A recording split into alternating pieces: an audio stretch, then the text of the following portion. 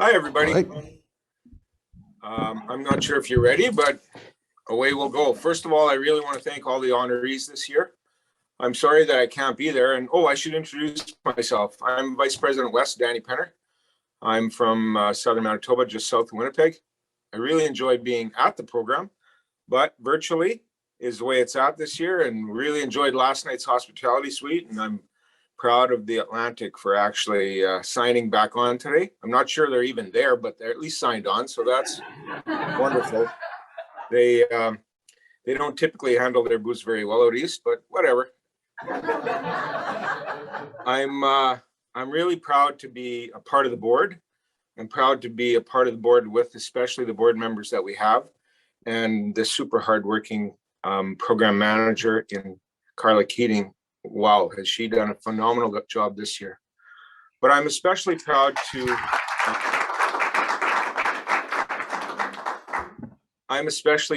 be able to stand here or be here with you and present the W.R. Motherwell Award. The W.R. Motherwell Award is presented to someone that has shown exemplary dedication to the Outstanding Young Farmers of Canada program. They have assumed a leadership role as dedicated initiator and promoter of the COYF program.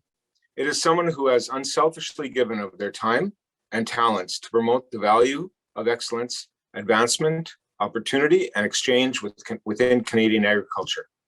Each year, the COYF National Awards Competition, someone is presented with the W.R. Motherwell Award, showing our appreciation for a job well done. On behalf of the entire COYF alumni, this honor will be presented to those who have shown excellence in agricultural leadership, as found in the W.R. Motherwell, whose prestigious award has been named. This prestigious award has been named. W.R. Motherwell was a statesman, a pioneer of Canada, a true visionary leader, becoming the Agriculture Minister for all of Canada at the age of 22. W.R. Motherwell, a native of Lanark, Ontario, heeded the call of the West, and that journey, which he traveled by ox cart from Brandon, Manitoba, to the homestead on which he settled at Abernathy, Saskatchewan. Upon his arrival there, he began to participate in community affairs by helping to organize the local school board and Presbyterian Church. In 1901, he was involved in the organization of Territorial Grain Growers Association and became the first president the following year. When Saskatchewan became a province in 1905, he was invited to be the first provincial minister of agriculture. During this 14-year term in office, he was instrumental in the establishment of an agricultural faculty in the University of Saskatchewan in Saskatoon.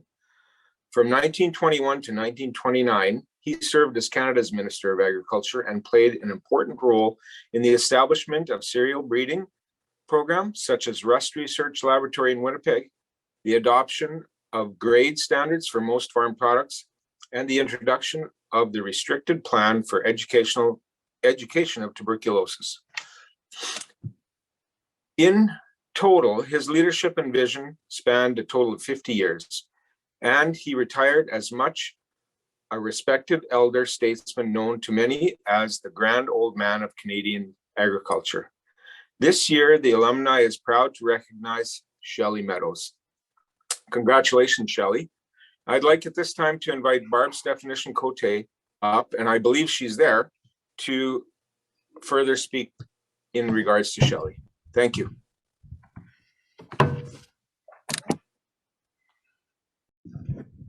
Hi, Danny. Yes, I did make it, and I paid for my parking, so I'm all good. All right, Shelley. Before you start, did you get a speeding ticket on the way? Because typically when we go to Saskatchewan, you get a speeding ticket on the way. No, but it's pretty darn icy out there, so if whoever's traveling, please be careful. Okay. See you, Barb. Thanks, Danny. All right, Shelley Meadows. Nice. This is the word that I hear most often when people describe Shelley. And not just regular nice, so nice, really nice. And I can't agree more. Everything about Shelley is just nice. You know, her manner is nice, her family is nice, her hair is nice. Even her husband Calvin is nice. But there are so many other words that come to mind when I think of Shelley. Organized, dedicated, intelligent, gracious, giving, efficient, capable, competent. These are all my descriptors of Shelley. Shelley Meadows grew up on the farm near Moose Jaw and got involved very early on in the grain side, the bees, the raspberries, and together with her dad, they actually took on crop insurance contracts when she was only 18. And then Calvin came into the picture.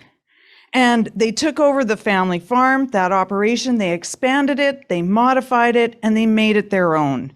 Along with broadacre grain farming, there was the seed cleaning plant, and they were very early adopters of large-scale pumpkins and cantaloupe in the province.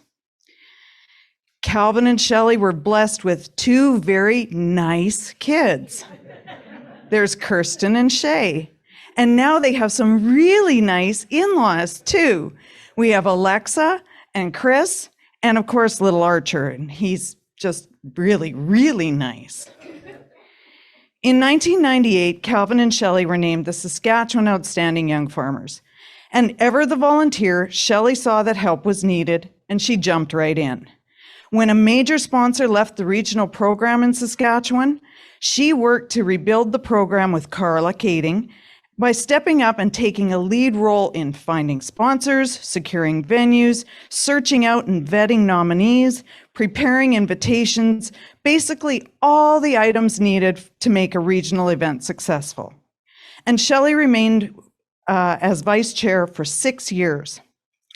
Few may know that Shelley was one of the visionaries in today's national OYF format, which rotates from region to region. Prior to that, it only rotated between Calgary and Toronto. So when the very first time that the national event came to Saskatchewan, Shelley immediately stepped up as co-chair and was very instrumental in the creation of the OYF National Bible. Now that has become the base for every national event that has since followed. And for those of you that have ever been a national chair, you understand how important this document really is. And again, she's been involved in several committees when the national event was back in Saskatchewan in 2013 in Regina, and here when it was supposed to be in 2020, 2021, 2022, whatever we're going to have it, I don't know. But we will. Shelley is always willing to take control when required or to step back and take direction to ensure success. And not, of course, to be overlooked, Shelley has acted as the National Event Coordinator for the OYF Canada from 2012 to 2016. One can only imagine the responsibility and hard work required to organize this wildly successful event. From shepherding nominees to keeping alumni on track, the position is not for the faint of heart. Going into the detail of all that she was responsible for would take way too much time, but anyone who's ever attended an OYF event here in Saskatchewan or nationally has borne witness to her handiwork. And Danny attested to this. She has this ability to make everybody feel warm and welcome, and that ability also extends to turning chaos into calm. But Shelley hasn't only selflessly donated to OYF.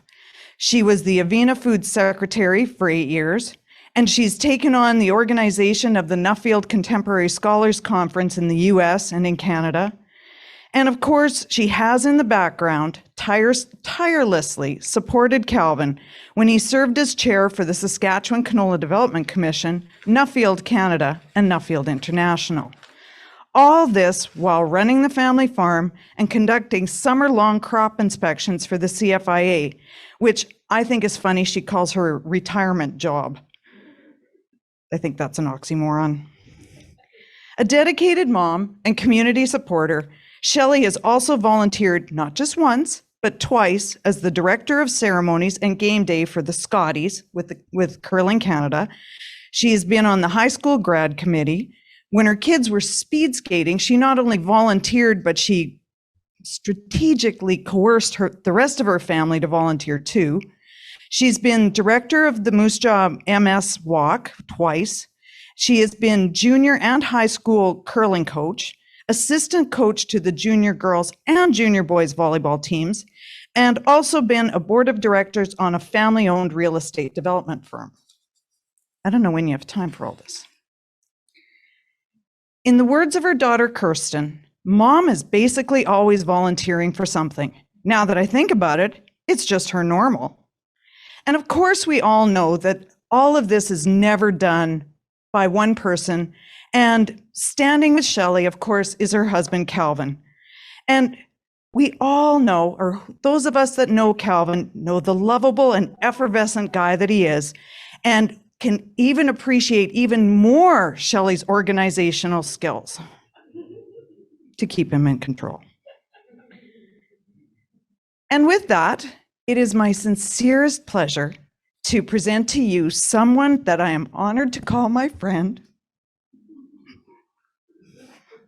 I wasn't supposed to do this. Someone I admire and respect and is so very well deserving of the Motherwell Award, Shelley Meadows.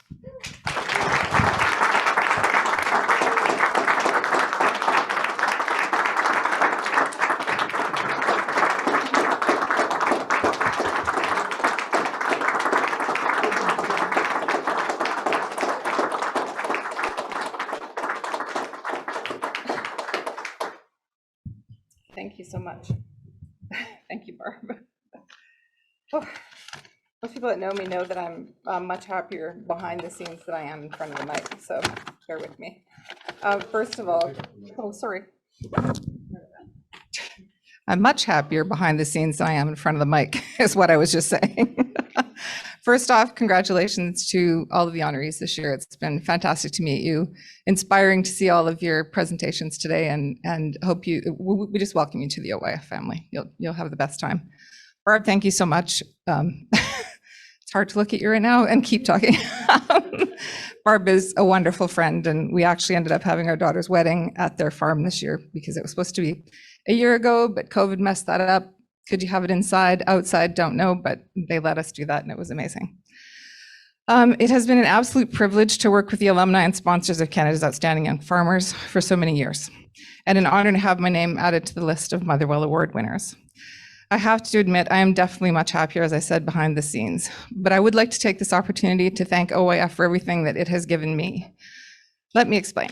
In 1996, our farm received the Farmer of the Year award for the city of Moose Jaw. It was a wonderful surprise, but the award was in Calvin's name only, which was the way at that time. Most women who were on the farm then can remember people coming to the door asking, "Is the boss home?" Even though Calvin and I worked side by side on the farm, seed and export business, it was him who was recognized with this honor. And I'm not going to lie, it irked me a bit at the time. And my dad and I, as Barb had mentioned, own a crop insurance agency with over 500 farm clients, and only one of those was a woman. I had so much respect for her, and she was one tough cookie, pushing her way into a male-dominated profession. At first, I wasn't sure what to think of her, as she seemed to have a bit of a chip on her shoulder. But over time, I found that if I offered her the respect she deserved, our relationship became quite easy. I too struggled to earn the respect of many of our farm clients, but once they realized I actually knew what I was talking about, they settled in and stopped asking for my dad. 2 years later, Calvin and I were nominated as Saskatchewan's Outstanding Young Farmers. I vividly remember our first interview and my surprise when the judges wanted to hear from me. They asked me questions. This was new. And when we were awarded the provincial title, it continued at nationals. Although Calvin has always acknowledged and appreciated my role in our business, having someone else asking my opinion on farm matters was refreshing. This is when I found my voice. Back then, as Barb had mentioned too, OYF was held 2 years in Toronto and 2 years at the Royal, and then, 2 years in Toronto at the Royal, and then 2 years at Exhibition. It wasn't until years later we began rotating. I will never forget the hosting committee in Toronto and how special they made us feel. It was clear that they were passionate about OYF and welcomed us into their family with open arms. Calvin and I knew immediately that we wanted to step up and volunteer when nationals returned to Regina the following year. We wanted to pay it forward and make the new batch of honorees feel as welcome as we did. And we wanted to continue to improve OYF as others had done before us. As honorees, we noticed that everything was printed in English only, which made it a bit difficult for our Quebec counterparts, Galen and Martin. So the next year, we worked at having all printed material in French and English, and Calvin began researching the simultaneous translation. It's amazing to see how far it's come. As we continued to volunteer, I started creating documents to make things easier for the hosting committees.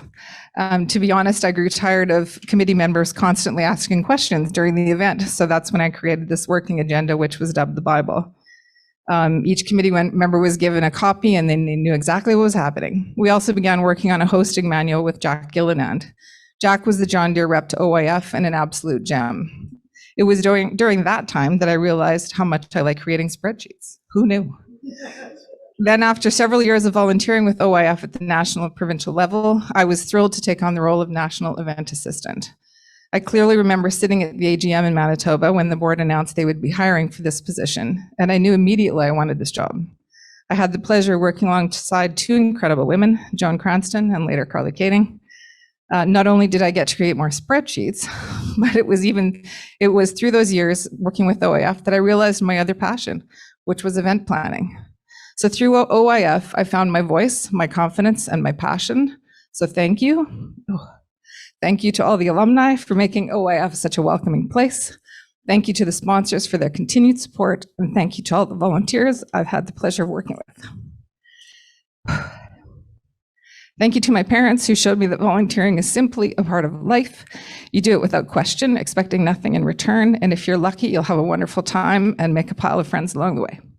And lastly, thank you to Calvin for your unwavering support and always encouraging me to step up and step outside my comfort zone.